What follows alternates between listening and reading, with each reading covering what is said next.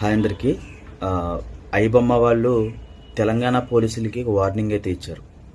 ఏంటంటే ఆ, మా మీద మీరు కనుక మా మీద ఫోకస్ చేస్తే మేము మీ మీద ఫోకస్ చేస్తాం. సో దీని అర్థం ఏంటంటే సినిమా ఇండస్ట్రీలో ఉన్న హీరోలు కానీ వీళ్ళందరూ ఎవరైతే ఉన్నారో హై రెమ్యునేషన్ తీసుకుంటారు.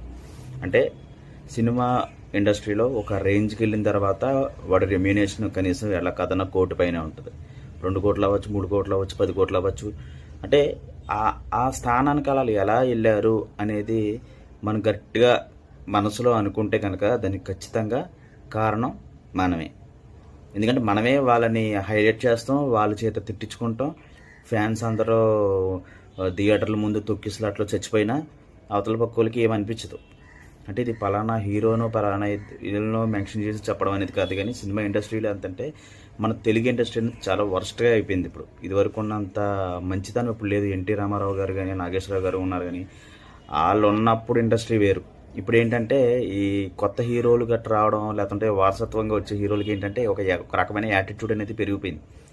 సో ఏంటంటే వీళ్ళు ఫ్యాన్స్ మీదే దెబ్బలాడతారు, ఫ్యాన్స్నే తోసేస్తారు. మళ్ళీ వీళ్ళకి బౌన్సర్లు వాళ్ళ మేపితే మన డబ్బులన్నీ వాళ్ళు మేపడానికి సరిపోతాయి. ఈ వాళ్ళకి ఇచ్చే డబ్బులు, వాళ్ళకి జీతాలు లక్షల్లో జీతాలు ఉంటాయి. వాళ్ళకి ఒక 5-6 మెయింటైన్ చేస్తారు.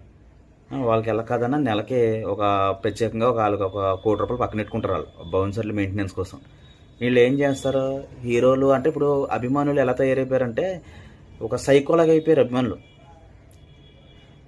మన అందరం కూడా ఒక రకమైన సైకో పట్టేసిన వాళ్ళు ఎలా ఉంటారు, ఇంకా వాడంటే పిచ్చి, వాడే నా జీవితం, వాడే నా లోకం అట్లా ఉంటాడు.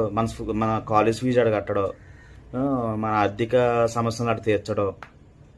అదిగాక మనకి ఏదైనా ఆపదలు ఉన్నప్పుడు గమ్ముని ఎవడో రాడు, మనం వెళ్ళినా సెక్యూరిటీ గార్డు బయటికి గెంటేస్తారు. సో ఇన్ని ఫెసిలిటీస్ ఉన్నాయి మనకి.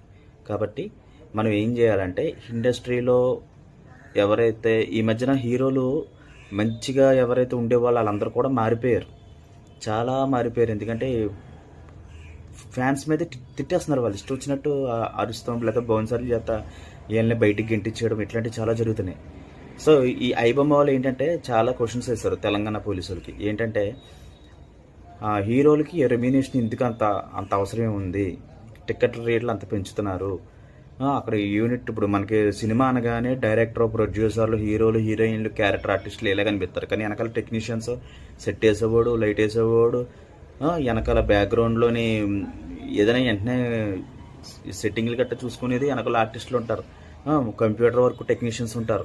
సో వీళ్ళని ఎవరు గుర్తించరు, వాళ్ళ జీతాలు ఎంత ఉండవు. నిజంగా వీళ్ళందరూ కనుక లేకపోతే సినిమా హీరోలు కానీ డైరెక్టర్లు